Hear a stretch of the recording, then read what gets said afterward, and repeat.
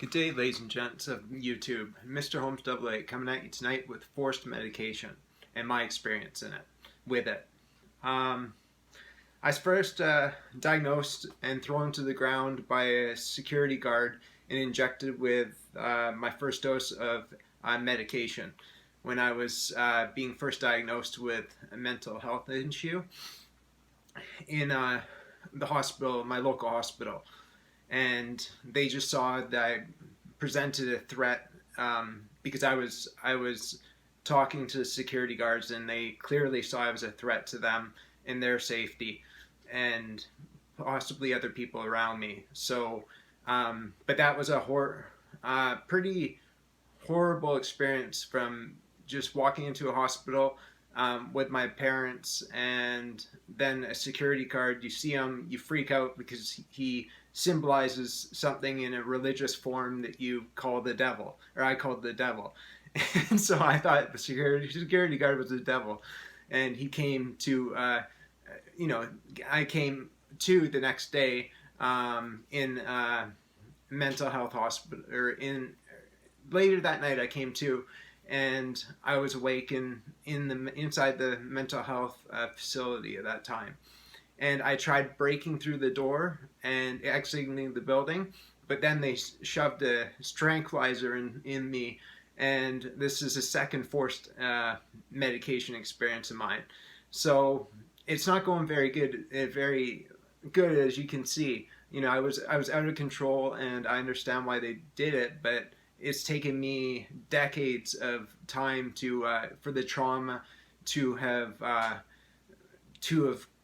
left my system. You know, it was very traumatic having to deal with security guards, and being put on a new medication that I had no idea how, like, the horrendous.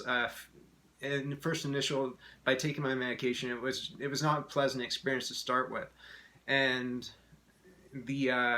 so I had, constant people knocking me down, and then the medication knocking me down. So I came out of the hospital pretty drugged up, and had a very negative outlook on mental health because of this. For many decades now, I've had a negative outlook on mental health because of the way I was treated. But I've come to terms with it, that these problems were my own, and it was my own actions that caused them. So I'm completely trauma free after all these years, and I understand what they had to do at the time. Next up is 10 years after this incident. I was warned. I was warned that I would be put on forced medication because of my incompliant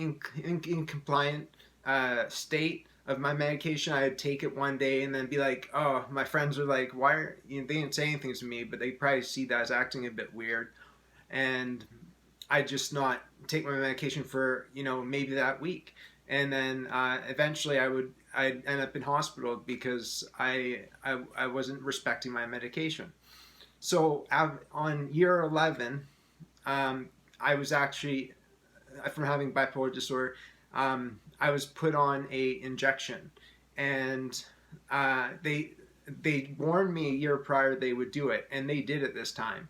And the injection gave me horrible insomnia, impotence for a man. Just some horrible side effects came from this injection. So I sat down with my psychiatrist, and she trusted me to orally take my medication under order. So they stopped the injection, and they put me on oral medication, and I took it, and I knew I had to take it for 2 years because I was under orders for 2 years until they reviewed me. The panel of psychiatry reviewed me, and they took me off of the orders after 2 years, and I was not in hospital at all because I was taking my medication. So I was off my medication, and yeah, I was off my medication, and I took my medication more seriously now. Now that I understand the horrible side effects of an injection, I really took it more seriously now about taking my medication. Um, so my my sim so my symptoms prevailed, and they were manageable to the point that I could. Um, they were not manageable to the point where I could live my life. Um, and I tried lots of natural combinations of medicine with my medication and without my medication. I was having some success, but I've realized that just how important my medication truly is, and I've been on my medication ever since, and it's an epiphany of mine. So it's if it wasn't for I being warned and put on forced medication, the truth is I still to this day wouldn't seriously take medication as an option. I would just be la-di-da-di in life, like not taking it, and not seriously. So um, my outlook on forced medication is, it's a temporary thing sometimes.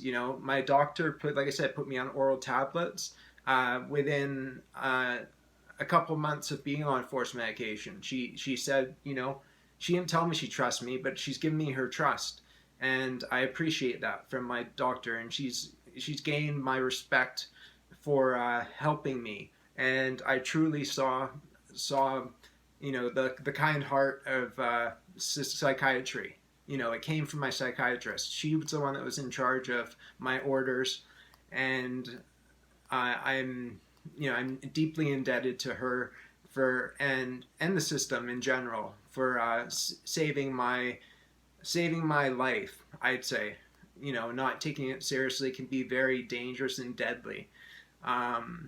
So that's how that's how I see it, guys. So explain your own stories and how your forced medication affects you, or how it doesn't affect you. So, Mr. Holmes Double Signing out. Please like, subscribe, see more videos like this one.